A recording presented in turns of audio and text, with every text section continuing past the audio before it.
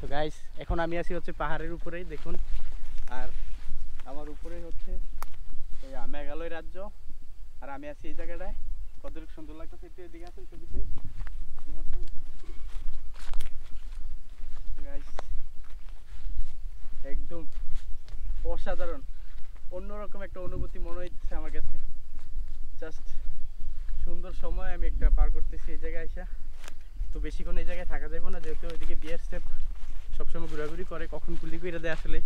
যদিও বাংলাদেশ হচ্ছে এদিকে, এই পাশটা হচ্ছে বাংলাদেশ নিচে, আর এদিকটা হচ্ছে মেঘালয় রাজ্য ইন্ডিয়ার।